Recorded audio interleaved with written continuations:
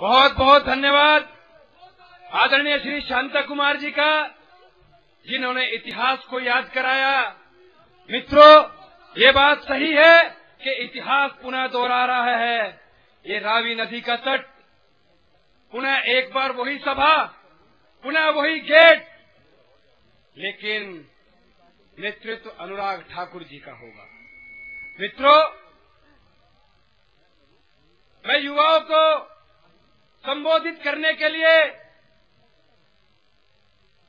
बुला रहा हूं भारतीय जनता पार्टी के राष्ट्रीय महामंत्री, और मैं ये कहूंगा कि ये यात्रा या भारत प्रथम के नाम से जो युवा मोर्चा ने कार्यक्रम किया, ये उनका ब्रेन चाइल्ड था।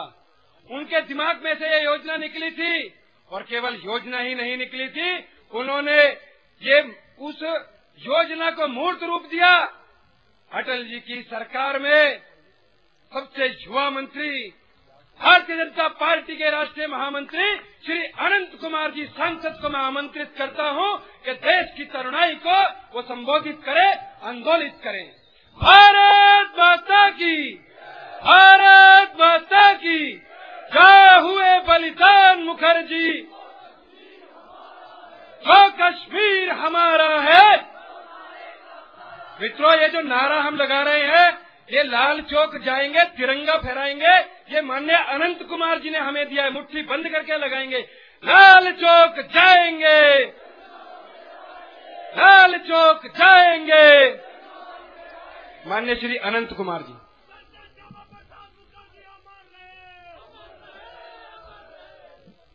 जो नारा आप दे रहे हैं वो लाल चौक में, लाहौर में और इस्लामाबाद में भी गूंजना चाहिए। ऐसे दीजिए, लाल चौक जाएंगे,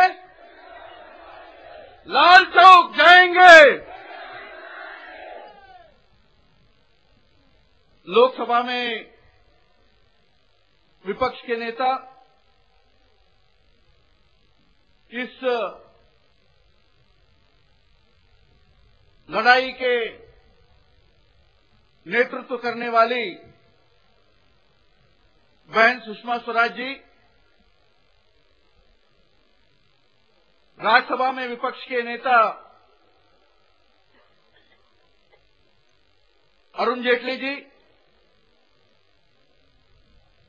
भारतीय जनता पार्टी के राष्ट्रीय उपाध्यक्ष शांता कुमार जी,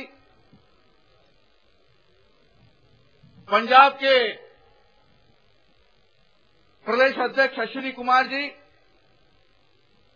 मेरे साथी सहयोगी नड्डा जी, धर्मेंद्र प्रधान जी, मनोरंजन कालिया जी, मनोरंजन मिश्रा जी,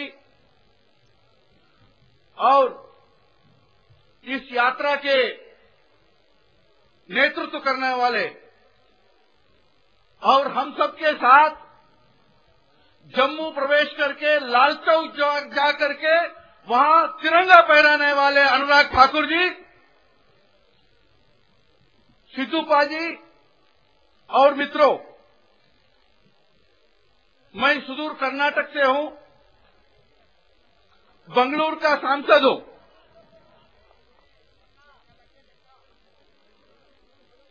सिद्धूपा जी तो सिक्सर मार चुके हैं। मैं सुदूर कर्नाटक का हूं और बेंगलुरु का सांसद हूं। अनुराग जी कह रहे थे, हमारे कर्नाटक से 2,500 से ज्यादा नौजवान लाल चौक के लिए प्रस्थान कर चुके थे, लेकिन भारत सरकार ने, रेल मंत्रालय ने उस स्पेशल ट्रेन का नाम भी हमने रखा था, हमें उसका नेम प्लेट बनाया था, बंगलुरु से लाल चौक का कैसे। उस स्पेशल ट्रेन का नाम हमने रखा था तिरंगा एक्सप्रेस, लेकिन महाराष्ट्र में जहां कांग्रेस का हुकूमत है, सोलापुर में उस ट्रेन को हाईजैक किया। लेकिन अभी अभी मुझे हमारे कर्नाटक के युवा मोर्चा के अध्यक्ष सुनील कुमार के फोन आया, उन्होंने कहा, भाई साहब आप चिंता मत करिए, हम कर्नाटक वाले भले हमारे रेल हाईजैक किए होंगे, लेकिन हम जम्मू पहुंच गए हैं और कल हम लाल चौक पहुंचने वाले हैं। यानी कर्नाटक के 27 हमारे नौजवान कार्यकर्ता अभी जम्मू में है। मैं आपको आश्वस्त करना चाहता हूं, केरल के जो कार्यकर्ता है, तमिलनाडु के जो कार्यकर्ता है, सुदूर आंध्र के, कर्नाटक के जो कार्यकर्ता है और गुजरात के कच्छ से नागालैंड के कोहिमा तक जो कार्यकर्ता है, वो सब अनुराग ठाकुर जी आपके साथ है, तिरंगा के साथ है और लाल चौक जाएंगे और तिरंगा फहराने वाले हैं। मित्रों, मनमोहन सिंह जी जो देश के प्रधानमंत्री है, वो राजनीति की बात कर रहे हैं। हम पूछना चाहेंगे, जो वो कर रहे हैं, उमर अब्दुल्ला जी कर रहे हैं, चिदंबरम जी कर रहे हैं, राष्ट्रभक्तों को रोकने का, देशभक्तों को रोकने का, वो राजनीति है। जो हम कर रहे हैं भारतीय जनता पार्टी के युवा मोर्चा वाले, जो अनुराग ठाकुर जी कर रहे हैं, जो बहन सुषमा जी, अरुण जी कर रहे हैं, जो हम सब कर रहे हैं, वो राजनीति नहीं है, वो इटली नीति नहीं है, वो राष्ट्र नीति है, भारत नीति है। आप बनाना चाहेंगे भारत को रोम राज्य, लेकिन आज हम संकल्पना लेना चाहेंगे, भारत में रोम राज्य बनाने के लिए आपको हमने अवसर नहीं देंगे। यदि भारत बनेगा, श्याम प्रसाद मुखर्जी के, अटल जी के, आडवाणी जी के राम राज्य बनेगा, महात्मा गांधी जी के सपने के राम राज्य बनेगा। मुझे अभी जेटली जी कह रहे थे, ये रावी लाहौर जाएगी। मैंने कहा, यदि उमर अब्दुल्ला जी रोकेंगे और बाकी भी हमको रोकेंगे, लेकिन हम भी जम्मू जाएंगे, लाल चौक जाएंगे। इस बार तो हमको लाल चौक जाना पड़ रहा है, लेकिन एक दिन ऐसे आएगा, हम पाक आक्रमित कश्मीर में जाएंगे और वहां तिरंगा फहराएंगे, भारत का झंडा फहराएंगे। मित्रों, पत्रकार पूछते हैं, क्या आपका इस आंदोलन ये सांकेतिक है, ये सिंबॉलिक है? ये सिंबॉलिक नहीं है, ये सांकेतिक नहीं है। पिछले 60 सालों से हम इस संघर्ष को चला रहे हैं और इसके कारण आज कश्मीर बचा हुआ है। डॉक्टर श्याम प्रसाद मुखर्जी के बलिदान के कारण और भारतीय जनता पार्टी, भारतीय जनसंघ के राष्ट्रवादी नीतियों के कारण, राष्ट्रवादी राजनीतियों के कारण आज जम्मू कश्मीर भारत का अभिन्न अंग है। लेकिन हमें लग रहा है जंग यहां खत्म नहीं होने वाला है, संघर्ष यहां खत्म नहीं होना चाहिए, क्योंकि दोनों सदनों की आम सहमति के प्रस्ताव भी है। वो प्रस्ताव ये है, पाक आक्रमित कश्मीर वो पाकिस्तान का हिस्सा नहीं है, पाक आक्रमित कश्मीर जो है वो हमारा हिंदुस्तान का हिस्सा है, उसको वापस लेना चाहिए। पाक आक्रमित कश्मीर को वापस लेना चाहिए, नहीं लेना चाहिए? हाथ ऊपर करके कहिए। पाक आक्रमित कश्मीर को वापस लेना चाहिए, तिरंगा फहराना चाहिए, लाल चौक में फहराना चाहिए। मित्रों, जब तक पाक आक्रमित कश्मीर के ऊपर भारत का तिरंगा नहीं फहराएगा, तब तक हमारा आंदोलन खत्म नहीं होगा। हर बार हम आएंगे, हर बार हम झंडा फहराएंगे और भारत में राष्ट्रवादी राजनीति को कायम करेंगे। आखिर में मैं एक ही घटना आपके साथ शेयर करना चाहूंगा।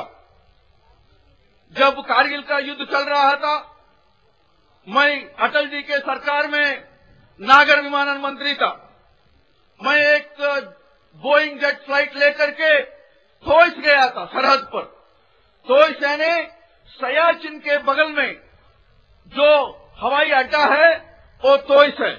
वहां 10,000 से ज्यादा हमारे वीर जवान, हमारे सैनिक तैनात थे।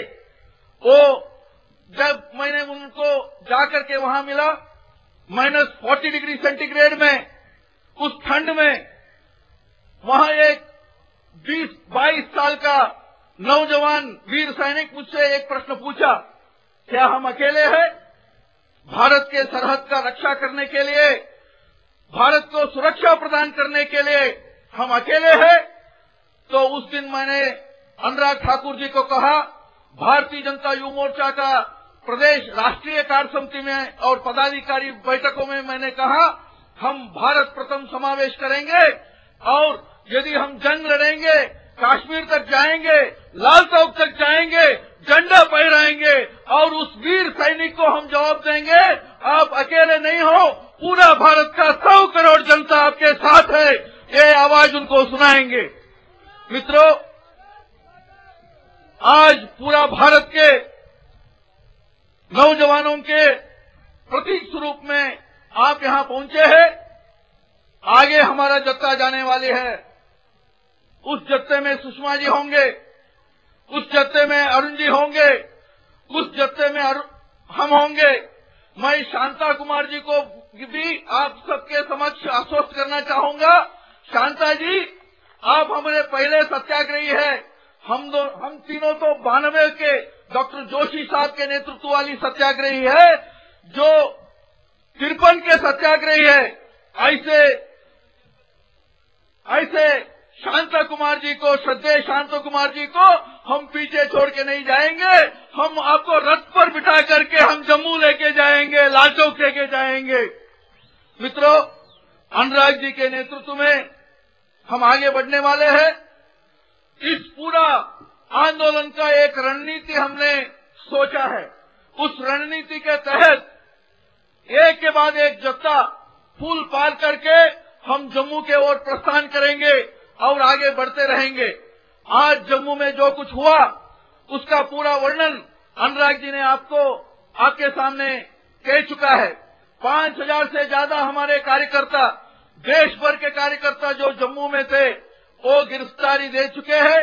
लेकिन कल भी वो अपना तिरंगा लेकर के, भारत की तिरंगा लेकर के जम्मू के सड़कों पर लाल चौक जाने के लिए, श्रीनगर जाने के लिए वो कूच करने वाले हैं। ऐसे ही सुषमा जी, अरुण जी और हम अनुराग ठाकुर जी के नेतृत्व में हमने भी तय किया है, हम भी कूच करते रहेंगे, मार्च करते रहेंगे। कल शाम 6 बजे तक, जब तक तिरंगा का ध्वजावतरण का घड़ी नहीं आएगी, तब तक उस तरफ हम जाएंगे, श्रीनगर के तरफ जाएंगे, लाल चौक के तरफ जाएंगे, झंडा गाड़ने के लिए जाएंगे। मित्रों, इसी विचार से, इसी संकल्पना से आप सबको भी इस आंदोलन में भाग लेना चाहिए। मेरा एक ही नम्र निवेदन है, ये तो एक जंग है, संघर्ष है, संघर्ष में उतना उत्साह भी होना चाहिए, उसके साथ अनुशासन भी होना चाहिए। इसलिए एक के बाद एक जत्थे जम्मू प्रवेश करेगी। जब तक एक जत्था जम्मू प्रवेश करेगी, तब तक आप सबको यहां बैठ करके धरना देना पड़ेगा और तिरंगा लेकर के धरना देना पड़ेगा और ये धरना दिन रात चलता रहना चाहिए। और कल पूरा देश को हमने ऐलान कर चुके हैं, पूरा देश को हमने कह चुके हैं, यानी कन्याकुमारी से कश्मीर तक और कच्छ से कोहिमा तक, हर तहसील में, हर जिला केंद्र में, हर गांव में, हर गली में, जहां भी हो वहां कल तिरंगा फहराए और तिरंगा मोर्चा निकाले। हर मकान के ऊपर, हर घर के ऊपर, हर दुकान के ऊपर, हर मंजिल के ऊपर तिरंगा फहराने का ऐलान हम कर चुके हैं। ऐसे तिरंगा से पूरा भारत को हम रंग देंगे। जब पूरा भारत को तिरंगा से रंग देंगे, हमारे मन में ये भी भावना है, केवल मात्र यहां हम तिरंगा से नहीं रंग देंगे, वहां उधमपुर, आगे जम्मू कश्मीर में, घाटी में, पूरा कश्मीर में, लाल चौक में भी हम तिरंगा को रंग देंगे, तिरंगा से रंग देंगे। ये निर्णय हमने लिया है, इसका साथ दीजिए। आप सबको मैं अभिनंदन करना चाहता हूं। देश के कोने कोने से इस जंग में, इस संघर्ष में भाग लेने के लिए आप आए हो। हमारा जंग जारी रहेगा। जब तक हम पाक आक्रमित कश्मीर में तिरंगा नहीं फहराएंगे तब तक हम जंग करेंगे ना जंग, वो तब तक हम जंग करेंगे। इसी संकल्पना से जय हिंद, जय तिरंगा।